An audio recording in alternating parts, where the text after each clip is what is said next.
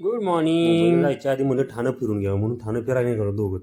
आधी म्हणलं पुष्पा 2 बघावं म्हणून गेलो मॉलला.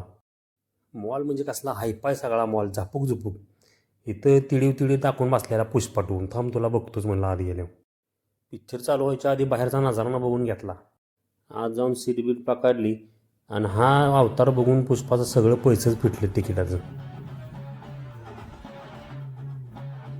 पिक्चर बघून घरी आलो. बाच्याला जरा खेळावं म्हणलं, संध्याकाळी फिरायला जावं म्हणून पुन्हा सेंटर पार्कला गेलो ठाण्यामध्ये.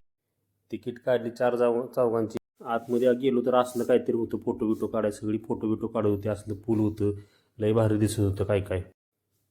अशा कारंज्या उडत होत्या आणि रात्रीच्या त्या प्रकाशात लय भारी दिसत होतं. असल्या लाकडात सगळं बसाय वगैरे तिथं केलं होतं आणि प्रत्येक देशातले असं वेगवेगळे गार्डन तिथं केलं होतं.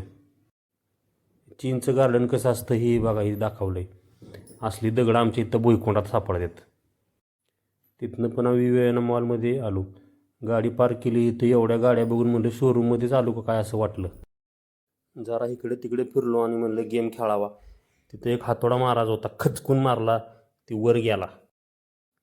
जरा इकडे तिकडे अजून गेम खेळल्या. बाच्याला बसवलं खेळवायला.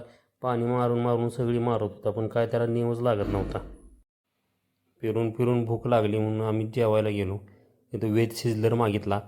कोबीच्या पत्त्यातनं काहीतरी आणलं होतं त्यांनी. आपल्याला काही समजलं नाही, पण शिजलं म्हणून परत आणला शिजलर त्यांनी आणि त्यांनी आम्हाला सर्व केला. मुंबई दर्शन पुढच्या ब्लॉगमध्ये बघा.